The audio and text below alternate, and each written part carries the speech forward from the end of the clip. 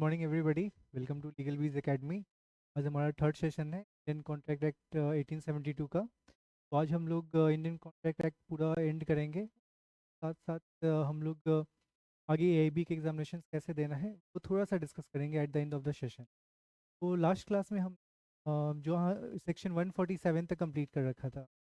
और ये उसके आगे हम लोग बढ़ते हैं कि आगे हमें जो स्टार्ट करना है हमारा आज बेलमेंट से स्टार्ट होगा।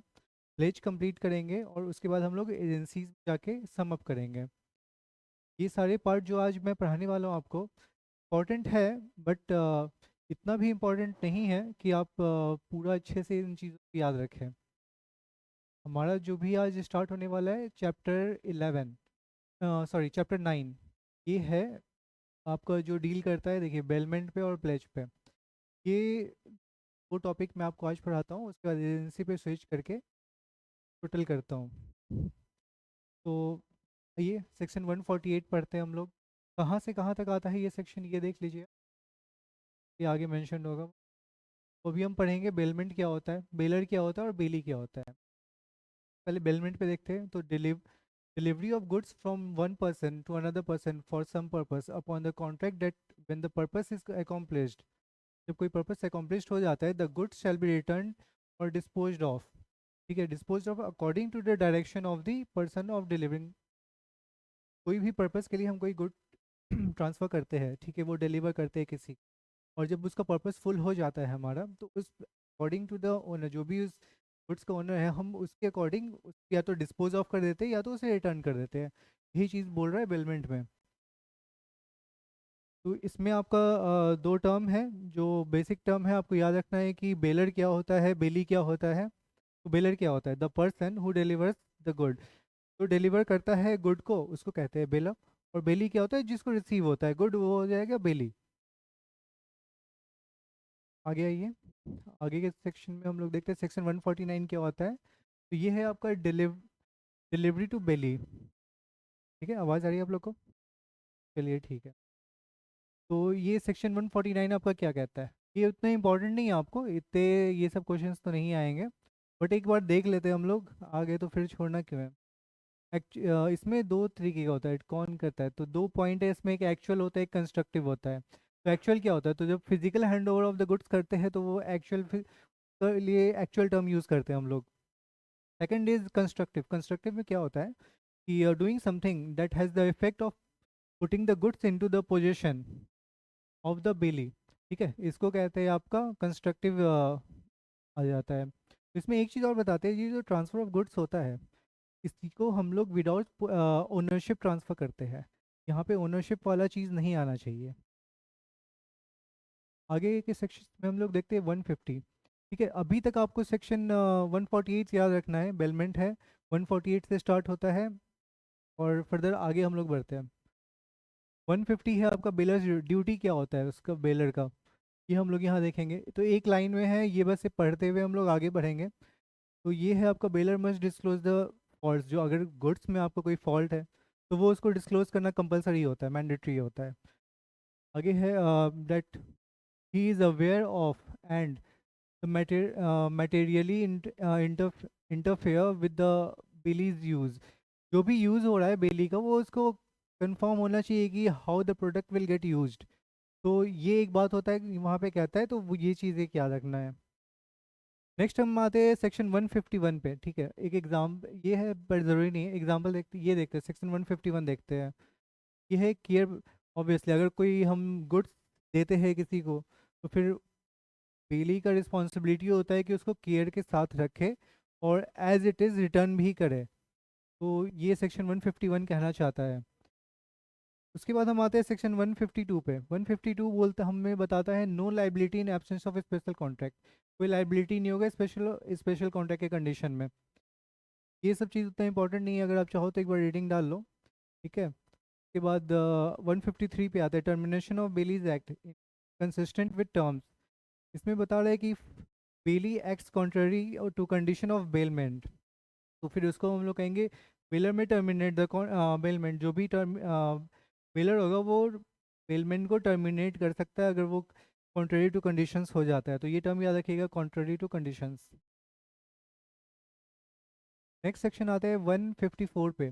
154 में लाइबिलिटीज़ के बारे में बताया गया है। ठीक है, ये आपका इंपॉर्टेंट नहीं है, AIB के पॉइंट ऑफ व्यू से इट्स नॉट दैट इम्पॉर्टेंट।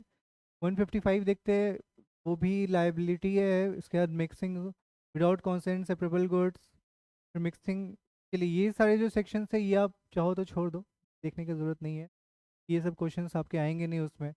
और हमारे पास अभी कितने दिन बच गए, आज हो गया हमारा, क्या डेट हो गया आज, 17। तो हमारे पास 3 दिन इधर बचे और 10 दिन उधर, तो मान के चलिए 11-12 दिन आपके पास बचे हैं। तो 11-12 दिन में आपको और भी सब्जेक्ट्स हैं, वो भी तो देखना है ना। तो 158 अगर हम आते हैं तो ये कहता है रीपेमेंट ऑफ नेसेसरी एक्सपेंसेस। ठीक है, रीपेमेंट से अगर रिलेटेड कुछ आएगा तो 158 में आप सेक्शंस देख लेना। इसमें कहता है कि if bailment gratuitous bailor must repay necessary expenses occurred by the bailey। ठीक है, ये कुछ है नहीं, आगे बढ़ते हैं। इसमें सेक्शन 159 में भी ये टर्मिनेशन के बारे में बताता है इसमें, और नथिंग इम्पोर्टेंट। सेक्शन 160 आप देख सकते हो, उसके बाद रिटर्न ऑफ गुड्स में क्या होता है। तो बेली मस्ट रिटर्न द और deliver the goods after the purpose of time ends, जिस पर्पस के लिए दिया गया है गुड्स। ठीक है, तो जब वो पर्पस फुलफिल हो जाता है या फिर वो टाइम कंप्लीट हो जाता है, तो is the responsibility of the bailee who had receive the goods that he should give the goods back to the bailor. तो ये आपका कहता है यहाँ पे। 161 में कहता है क्या रिस्पॉन्सिबिलिटी होता है अगर वो फेल हो जाता है रिटर्न करने में, तो फिर उसके लिए क्या कर सकते हैं, क्या कॉन्सिक्वेंसेज हो सकते हैं। तो इसमें कहता है कि if the bailee fails to return the goods on time, अगर टाइम पे गुड्स नहीं दे सकता है, he is liable for any subsequent loss even if not due to his negligence. अगर वो टाइम पे नहीं देता है तो, और उसके बाद अगर उसने अच्छे से रखा है बट किसी नेग्लिजेंस की वजह से गुड्स को कुछ हैम्पर होता है, तो फिर उसका रिस्पॉन्सिबिलिटी आपका बेली के पास जाता है, और उसे अगर वैसा कुछ होता है तो कॉम्पेंसेट करना पड़ेगा उससे। ये सिंपल सी बात कह रही है।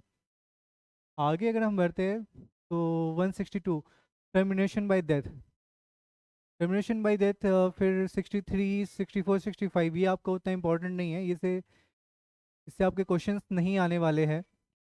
आगे बढ़ेंगे हम लोग। 166 bailee not responsible for the bailor's title. ठीक है, ये भी बस सेक्शंस याद रखना है आपको, वैसे इसको भी आप छोड़ ही दो, ये भी नहीं आएगा। 167 right to deliver goods to one. देखिए ये आप एक बार देख लो क्या है, कह रहा है 167 आपको कहता है right to deliver goods to one of the several joint owners. तो बेली में deliver goods to any of the joint owners. मान लीजिए एक गुड सप्लाई किया गया है बेली को, और बेलर उस 2-3 बेलर है उसमें, और मान लीजिए एक बेलर आपका अवेलेबल नहीं है, तो उसमें क्या होगा कि वो बेली आपके और जो भी पार्टनर्स होंगे वो बेलर होंगे, किसी को भी वो गुड्स रिटर्न कर सकते हैं। यहाँ पे वैसा कोई कंडीशन नहीं है कि अगर ABC 3 बेलर है, 3 ने डिलीवर करवा दिया है वो गुड, तो वो बेली जो है आपका सिर्फ C को देगा। इट्स नॉट इम्पॉर्टेंट, वो A और B को भी दे सकता है। ये आपका कहता है सेक्शन 167। अगेन आते हैं हम 168 में। तो right of finder of goods, ये देखिए ये आप देख सकते हो, फाइंडर ऑफ गुड्स पे क्वेश्चंस तो आते हैं, जनरल एग्जामिनेशंस में भी आते हैं, अदर कॉम्पिटिटिव एग्जामिनेशंस जो लीगल ऑफिसर्स के होते हैं उसमें भी पूछ ही देते हैं। तो आइए एक बार देखते हैं कि फाइंडर्स ऑफ गुड्स का क्या होता है इसमें। No right to sue for rewards unless promised. ठीक है, जब तक किसी को भी अगर कोई गुड्स मिला है, ठीक है, तो उसको ऐसा कुछ नहीं है कि वो कुछ रिवार्ड या ऐसा एक चीज़ वो कर सकता है। उसके बाद कहता है but he may retain goods until paid. ठीक है, लॉफुल चार्जेस, वो गुड्स को रिटेन कर सकता है। ठीक है, अगर इसमें जैसे 2 वर्ड दिया है कि until paid and lawful charges, ठीक है, अगर वो ये दोनों कंडीशन फुलफिल करता है तो he can avail that like जो भी उसका वैल्यू है वो उसको कर सकता है, अटेन कर सकता है वहाँ पे। बेसिकली आप अगर मान लो आप रास्ते में जा रहे हो, आपको एक वॉलेट मिला, तो ऐसा नहीं है कि वो वॉलेट आपको मिला तो आपका हो गया, नहीं, आपको वो रिस्पॉन्सिबिलिटी बन जाता है, वो जिसका भी है आप उसको पहुंचाओ, अदरवाइज जो भी नियरेस्ट अथॉरिटी है आप उसको हैंड ओवर करो। ठीक है, अनटिल अनलेस वो कम्प्लीटली वैसा नहीं प्रूव हो गया कि हाँ उसका कोई ओनर नहीं है, तो फिर आप उसको you can have that. Section 169 में आते हैं फाइंडर्स राइट टू सेल। क्या राइट होता है? अगर आपको कोई सामान मिला रोड पे गिरा हुआ, क्या आपका क्या राइट होता है? आप उसको सेल कर सकते हो या नहीं कर सकते हो? तो फाइंडर में सेल द गुड्स इफ कुछ कंडीशंस हैं यहाँ पे जिसके बेसिस पे आप उसको सेल कर सकते हो। और ये देखते हैं क्या है, owners can not be found after reasonable search. अगर वो एक रीजनेबल सर्च के बाद भी उसका ओनर नहीं मिला, you can sell it. Second कहता है ओनर रिफ्यूजेस टू पे लॉफुल चार्जेस।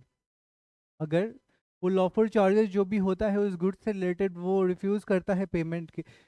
मान लीजिए मेरा गुड्स है, आपको मिल गया, आपने बोला कि एक लॉफुल चार्जेस आपने सेट किया कि हाँ इतने मैं पैसे मैं आपको दूंगा तो आप वो मुझे वापस दे दोगे, ठीक है, क्योंकि वो आपको गुड्स मिला, मेरा चीज़ आपको मिला है। और आप बोल रहे हो, फिर मैंने मना कर दिया देने से, नहीं आई विल नॉट पे फॉर डैट। तो फिर उसमें आप या अपने चीज़ आप चाहो तो उसको सेल करके अपना प्रॉफिट ले सकते हो वहाँ से। ये आपका सेकंड पॉइंट कहता है। थर्ड पॉइंट पे आते हैं, गुड्स आर पेरिशेबल और charges amount to the third party of the value. ये होता है इम्पोर्टेंट नहीं है।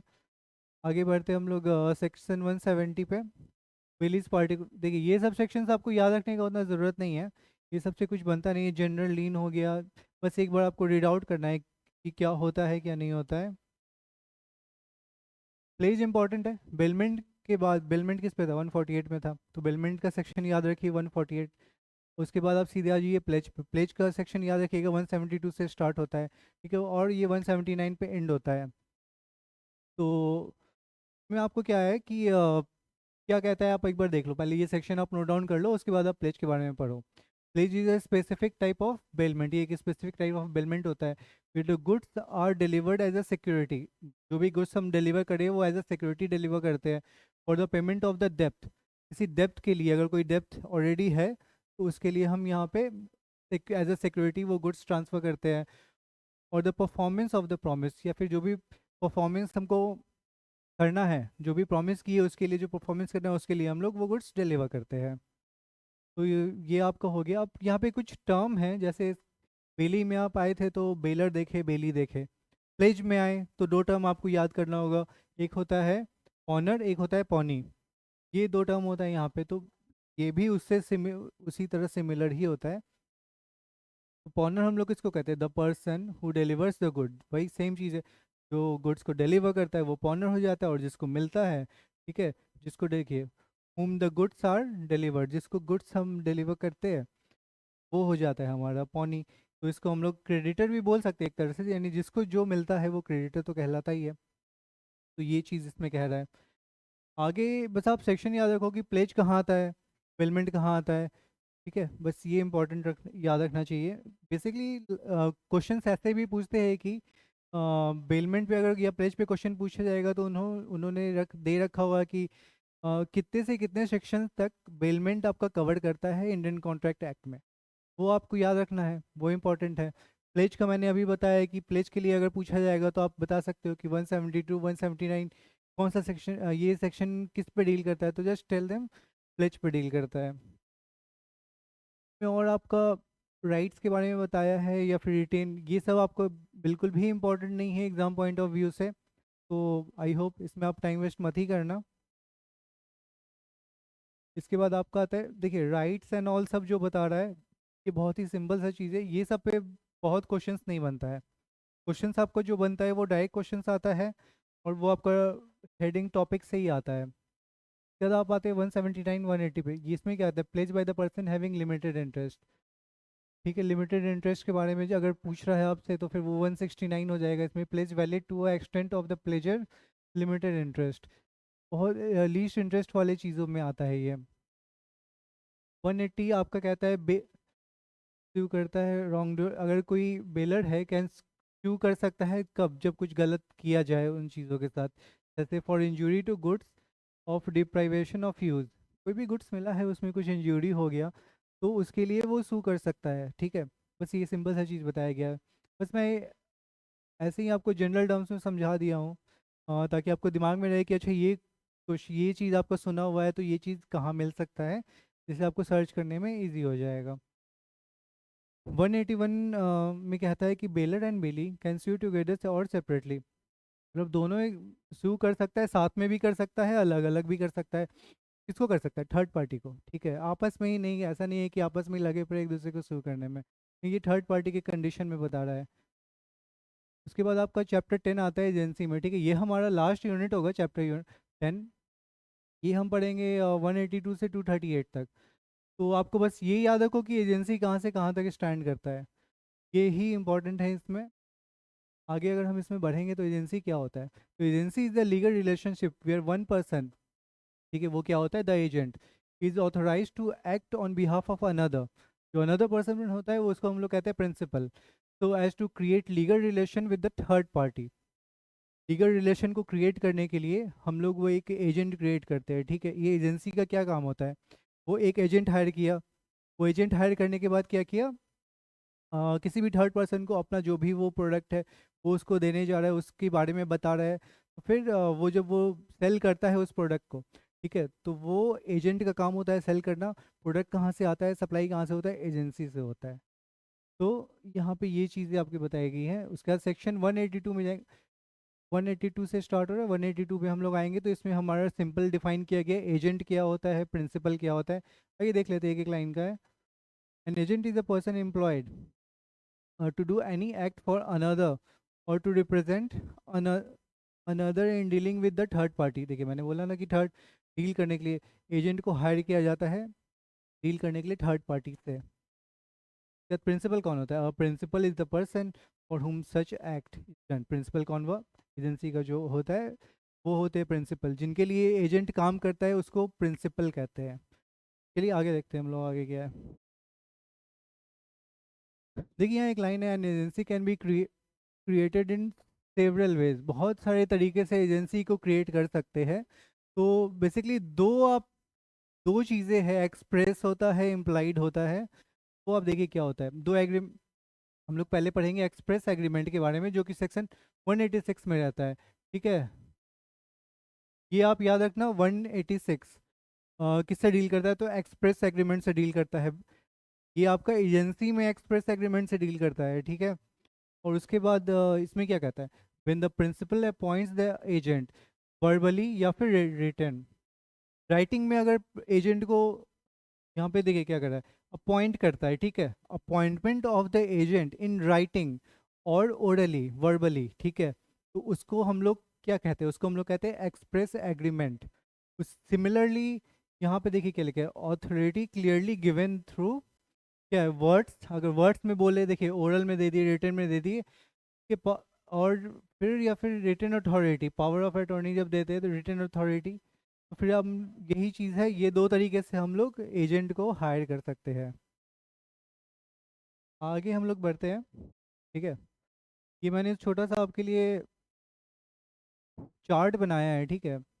इस चार्ट में आपका एक्सप्रेस अथॉरिटी के बारे में मैंने अभी बताया, 186 हो गया, 187 हो गया, 196 हो गया, रेटिफिकेशन होता है। तो एक्सप्रेस अथॉरिटी 186 में क्या कहते हैं, देखिए इसका कंसेप्ट क्या, authority given through words spoken और रिटन। ये तीन टर्म याद रखिएगा, इजी पड़ेगा आपको याद रखने में भी। सिनेरियो क्रिएट कर दे कि अगर किसी सिनेरियो से हम समझना चाह रहे हैं तो फिर हम कैसे समझ सकते हैं इसको। तो आप अगर पढ़ पा रहे हो, अगर ये विजिबल है तो देखिए यहाँ पे क्या लिखा हुआ है। Akash writes the letter to Vinod stating you are hereby appointed to sell my car for a price not less than 5 lakh rupees. Akash के पास एक कार है, ठीक है, तो वो अपनी कार को सेल करना चाहता है। तो वो एजेंट के पास गया, उसने बोला कि मैं अपने कार को 5 लाख रुपीज में सेल करना चाहता हूँ, और वो उसको ऑथराइज किया कि you can just find a buyer for my car. तो यहाँ पे आप एक्सप्रेसली वो कर दिया, ठीक है। यहाँ पे एक्सप्रेस अथॉरिटी दे दिया, किसको दे दिया, उस एजेंट को दे दिया अपनी कार को सेल करने के लिए। सिमिलरली हम इधर से आते हैं तो एम्प्लॉयड अथॉरिटी, आप सेक्शन पे ज़्यादा फोकस करना, ठीक है। टर्म्स बहुत इजी है, वो आप एक बार सुनोगे याद हो जाएगा, पर सेक्शंस आपको रिमाइंड करना है, recall recall it again and again, कि वो आपका कभी मिस ना हो। इम्प्लाइड अथॉरिटी क्या कहता है, section 137, authority inferred from the conduct of the parties, the circumstances of the case or the ordinary course of detailing, ठीक है। तो इसमें अगर हम देखने जाए सिनेरियो क्या बन रहा है, तो इसमें देखिए, manager of the retail store जो कि एजेंट होता है, has the employed authority to order routine inventory and supplies for the store, जो कि प्रिंसिपल के लिए होता है। तो even without specific daily instruction, ठीक है। बस ये इतना ध्यान देना है, इतना ही याद रखना है। फर्दर अगर हम बढ़ेंगे, रेटिफिकेशन एक नया टर्म आपने देखा होगा। रेटिफिकेशन क्या होता है? तो रुकिए, मैं आपको थोड़ा इंक्रीज कर देता हूँ, होपफुली अभी विजिबल होगा पूरा। नेक्स्ट टाइम से मैं पीपीटी बनाऊंगा तो आप लोग को ये दिक्कत नहीं होगी। अभी थोड़ा दिक्कत हो रही है तो कोई बात नहीं। रेटिफिकेशन पे देखते हैं पॉइंट सी। रेटिफिकेशन आप बोलेंगे 87 के बाद आप 96 क्यों बता रहे हो, उसके बीच का कहाँ गया? तो भाई उसके बीच का इंपॉर्टेंट नहीं है, आपको वो चीज़ देखना होता। अगर मुझे लगता है कि वो चीज़ आप पढ़ोगे और वो एग्जामिनेशन में आ सकता है तो वो मैं आपको बताता, पर वो अभी जानने की चीज़ें नहीं है। आपको रेटिफिकेशन पे डायरेक्ट स्विच करना है क्योंकि ये भी इंपॉर्टेंट है। अब देखो 196, section 196 of Indian contract act बोलता है रेटिफिकेशन क्या होता है। A person approves an act done by someone who was not authorized to act on their behalf। ठीक है, नॉट ऑथराइज, यहाँ के क्या टर्म यूज हुआ है? Not authorise to act on their behalf, thereby accepting the benefits and obligations retroactively. ठीक है, इसमें अगर हम सिनेरियो देखने जाए तो इसमें क्या सिनेरियो बनता है? देखिए यहाँ पे क्या बोल रहा है, एक पर्सन जो अप्रूव करता है किसी एक्ट को करने के लिए तो वो ऑथराइज नहीं होता है। जैसे अगर कोई एजेंट किसी और को ऑथराइजेशन नहीं दे सकता है क्योंकि वो खुद एजेंसी से ऑथराइजेशन उसको मिला है, ठीक है। तो यहाँ पे एक सिनेरियो बनाते हैं कि Chandu's friend without Chandu's permission buy a rare painting for him. बिना उसके परमिशन के ही वो क्या करता है, एक बाई कर लेता है एक रेयर पेंटिंग। तो when Chandu's return he says I approve and will pay for it. ठीक है, तो Chandu has ratified the unauthorised act making his friend his. देखिए उसके बिहाफ में एग्रीमेंट कैसे ले सकता है? तो वही ये कहना चाहता है कि यहाँ पे वो क्या टर्म है यहाँ पे? रेटिफिकेशन। यहाँ पे ये चीज़ नहीं होगा लागू। तो फिर ये वही चीज़ है। अब आगे अगर हम लोग देखें तो हमारा एक पार्ट खत्म हो गया, अभी हमारा दूसरा पार्ट में आएंगे। ये हो जाएगा आपका ड्यूटीज़ क्या होता है एजेंट के पास। कुछ हम एजेंट को हायर करेंगे, किसी को भी हायर करेंगे तो एक ड्यूटी तो प्रिस्क्राइब करेंगे ना। वो ड्यूटी क्या होना चाहिए उसके बारे में हम लोग थोड़ा सा डिस्कस करेंगे, बहुत डीपली नहीं जाएंगे, ऊपर ऊपर डिस्कस करके हम लोग निकल जाएंगे। तो ये हमारा देखिए क्या कहता है, सेक्शन 211, 12, 13। देखिए यहाँ पे इसको मैं थोड़ा ऊपर करता हूँ, तो यहाँ पे आ जाता है आपका 215 और 16।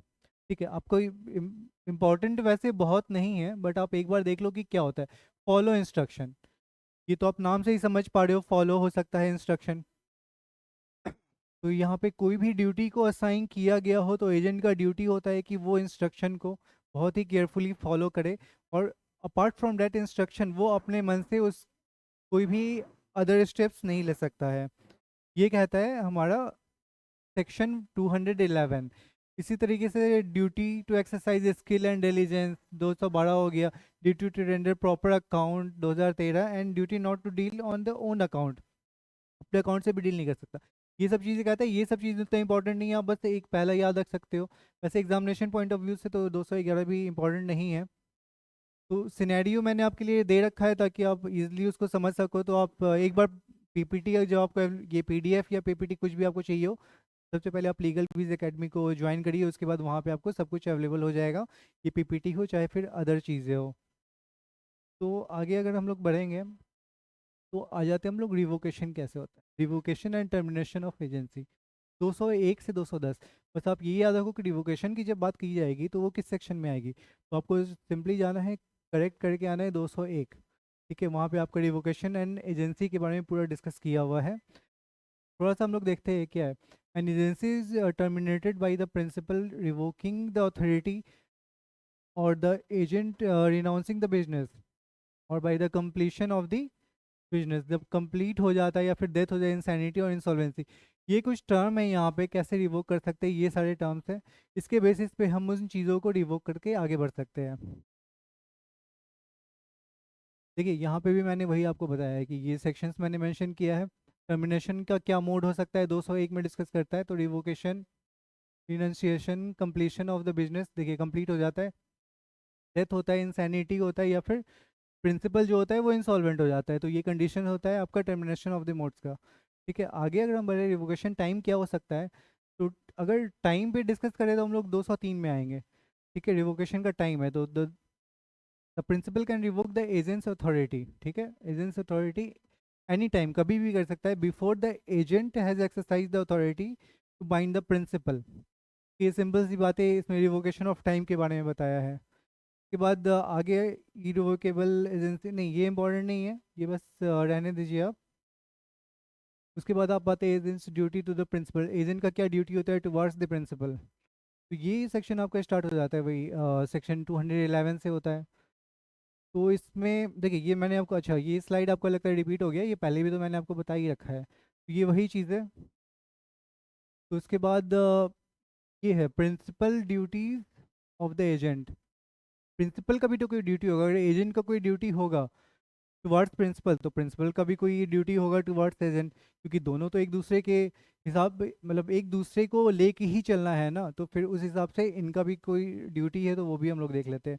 तो अगर प्रिंसिपल का ड्यूटी देखेंगे हम लोग टुवर्ड्स एजेंट, तो इसमें हम सेक्शन डील करेंगे आपका 219-20, थोड़ा बहुत आएंगे 22-23-24, और यहाँ पे आपका आ जाता है सेक्शन 221। ओके, तो इतना है आपका। अगर ये पढ़ेंगे हम लोग, चलिए 1920 में क्या डिस्कस किया है बेयर एक्ट में, तो ये बोलता है bound to pay the agents agreed upon the remuneration, जो भी एग्री हुआ है जितने पे, वो हमें पे करना है, provided the agent has acted within the scope of the authority. Agent अपने स्कोप ऑफ अथॉरिटी के अंदर ही सारा चीज़ किया है। The agent loses the right of remuneration for misconduct, अगर वो मिसकंडक्ट आपका आ जाता है सेक्शन 220 में, ठीक है। तो अगर कोई भी, हाँ, पेमेंट के लिए बात हुई, जैसे कोई भी एजेंसी हायर करी है किसी को, ठीक है, कोई प्रिंसिपल हायर किया अपने एजेंट को, तो जब तक एजेंट कोई मिसकंडक्ट नहीं करता है तब तक agent is liable to pay the amount what has been fixed. ये सिंपल सी बात इसमें कहना चाह रहा है, ठीक है। इसके अलावा इसमें बाकी कुछ इंपॉर्टेंट नहीं है। आप देख सकते हैं इस बार सेक्शन वाइज, आप देख सकते हो कि 222 में कहते हैं इंडेमनीफाई फॉर लॉ एक्ट क्या होता है, 23 में आओगे तो इंडेमनीफाई फॉर गुड फेथ।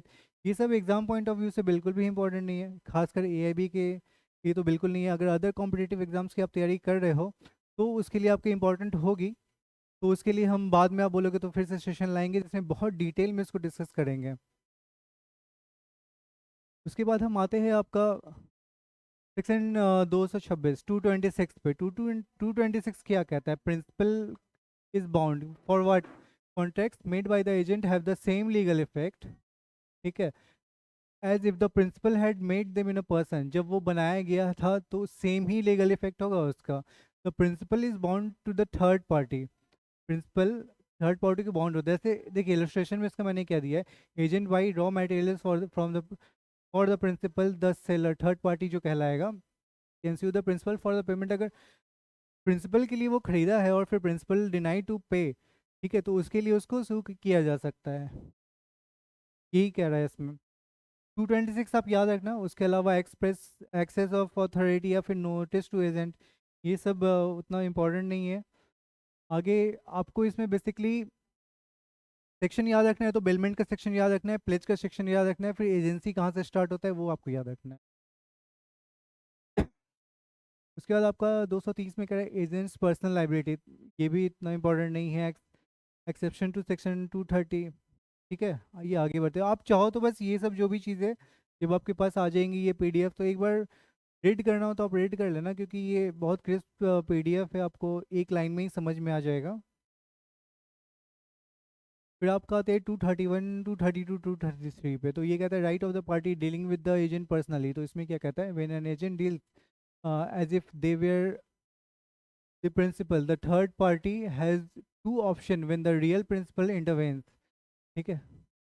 तो ये क्या कहता है, elected due to sue either the agent of the principal but not both, both नहीं, दोनों नहीं, कोई एक ही करेगा। द third party also has the right to set off, third party भी सेट ऑफ कर सकता है, यानी म्यूचुअल बेसिस पे वो कर सकते, म्यूचुअल डेप्थ जो भी होगा म्यूचुअली अगर वो करना चाहे तो वो उन चीज़ों को सेटलमेंट कर सकता है। तो फिर किसके against, against the principal if the believe that the agent was principal, ठीक है। जो भी ऐसे सिनेरियो बनेंगे उसके लिए आप आएंगे सेक्शन 231 में, जहाँ पे आपका पर्सनली कोई भी डील हो रहा है, सेटलमेंट हो रहा है, उन चीज़ों के लिए। 232 आता है कॉन्सिक्वेंसेस ऑफ इंड्यूसिंग एजेंट, हाँ। 232 पे आता है consequences of inducing agent act on the behalf of principal will be held exclusively liable. ठीक है, इसको बस देख लीजिए एक बार, इंपॉर्टेंट सेक्शन नहीं है। If the third party's conduct leads the agent to believe that the principal alone will be responsible, क्या कहता है, principal alone will be responsible, the third party can not hold the agent personally liable. Okay, इसके बाद आपका 233 आता है। 233 के आगे बढ़ते हैं, ठीक है, आगे अगर हम देख लेते हैं, अगर कुछ इंपॉर्टेंट पॉइंट होगा तो मैं आपको एक्सप्लेन कर दूंगा, बट इंपॉर्टेंट जितने भी पॉइंट थे वो सारे स्टार्टिंग में थे। अभी तो आपके सारे सब पॉइंट्स मान के चलिए इनको, जिसको बहुत ज़्यादा डील नहीं करना है। उसके बाद हम लाइबिलिटीज़ ऑफ प्रिंसिपल 237 238 आप एक बार देख लीजिए, क्योंकि इसमें लाइबिलिटी के बारे में बताया, तो लाइबिलिटी तो पता रहना चाहिए हमें ना, किधर है हमें। तो फिर ये क्या कहता है, liability of principal inducing believe that agent's unauthorised, कोई भी अनऑथराइज्ड एक्ट होगा एजेंट्स के थ्रू, वेयर ऑथराइज बाई स्टॉपल, ठीक है, स्टॉपल के थ्रू उसको रोके। बस आप यही टर्म याद रखो ना, एजेंट बाई स्टॉपल कहाँ आता है। फिर आपको ये याद रखना है कि 237 में, या section 237 of Indian contract act में एजेंसी के अंदर में आता है आपका। ठीक है, तो चाहो तो देखिए एक इलस्ट्रेशन देख के आप समझ सकते हो कि जैसे कोई भी प्रिंसिपल है जो कि बी को बोलता है, बी क्या हो गया, agent, to never buy on credit, credit पे कभी बाई नहीं करना है, तो बी बाई, उसके बावजूद भी देखिए बी क्या करता है, क्रेडिट पे ही खरीद लेता है, उसको मना करने के बावजूद भी।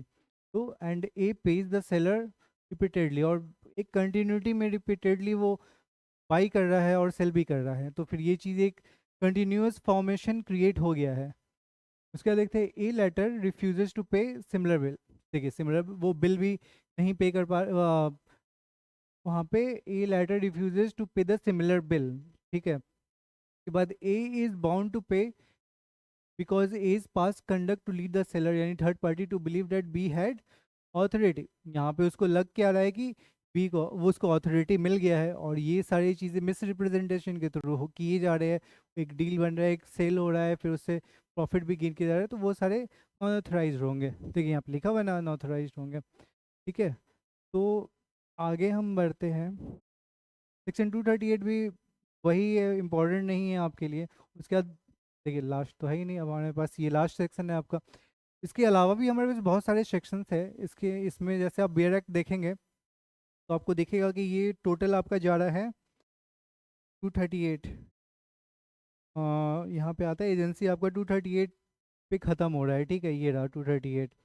पर ये उतना इंपॉर्टेंट नहीं है, इसमें क्या इफेक्ट ऑन एग्रीमेंट और मिस रिप्रेजेंटेशन होता है या कोई फ्रॉड होता है, तो उस पर हम कैसे डील करते हैं बस उसको बताया गया। तो is not important for A B examination. इसमें देखिए, अगर आप अपने बेयर एक्ट ओपन करके, आपको ऑब्वियसली मैंने फर्स्ट क्लास में बोला था अपना बेयर एक्ट ओपन करके ही पढ़ाई करिएगा, तो इसमें आपका बेयर एक्ट में देखिए हमने अभी सारे सेक्शन डिस्कस कर लिए, अपार्ट फ्रॉम बीच में कुछ चीज़ें रिपील की गई है, तो वो एक नया एक्ट में कन्वर्ट किया गया है, तो वो हम करेंगे, वो सारा भी हम कंप्लीट करेंगे। तो उसके, ये हमारा समअप करते हैं हम, इतने पे हमारा पूरा इंडियन कॉन्ट्रैक्ट एक्ट ओवर होता है। ये वीडियो अपलोड हो जाएगा जल्दी से जल्दी आप लोगों के लिए, किसी को भी पीडीएफ चाहिए इसका तो फिर आप प्लीज़, लीगल बीज एकेडमी का एक टेलीग्राम चैनल है, और लीगल बीज एकेडमी का ये आप अगर कमेंट भी करिएगा उसके यूट्यूब पेज पे तो भी आपको इंस्टेंट रिप्लाई भी मिल जाएगा। और कोई भी दिक्कत होगा, देखिए नीचे नंबर फ्लैश कर रहा होगा, अगर आपको कोई भी क्वेरी चाहिए तो फिर आप इस नंबर पे कांटेक्ट कर सकते हैं, और कोई भी क्वेरी होगा आप उनसे डिस्कस कर सकते हैं, पूछ सकते हैं, आपके सारे डाउट्स क्लियर हो जाएंगे। इसके अलावा अगर आपको कोई सब्सक्रिप्शन लेना है हमारे लीगल बीज एकेडमी से, तो उसके लिए भी सेम नंबर पे आप कांटेक्ट करिए। हमारे कुछ बैचेज स्टार्ट भी होने वाले हैं आपके एपीओ, बिहार एपीओ के लिए, बिहार जुडिशरी के लिए। अगर आपको इनरोलमेंट चाहिए तो फिर you can further go ahead. चलिए आज का सेशन यहाँ एंड करते हैं, और हम लोग फिर मिलते हैं नेक्स्ट सेशन में, जो कि हमारा दूसरा पार्ट रहेगा, उसके लिए हम लोग डिस्कस करेंगे। और इम्पॉर्टेंट एक बात कहना था मुझे कि आपको एमसीक्यू क्वेश्चंस भी एमसीक्यू क्वेश्चंस भी मैं आपको करवाऊंगा, तो नेक्स्ट क्लास में हम मिलते हैं एमसीक्यू क्वेश्चंस में। अगर आपको वीडियो अच्छा लगा तो लाइक शेयर सब्सक्राइब कीजिएगा। Thank you very much.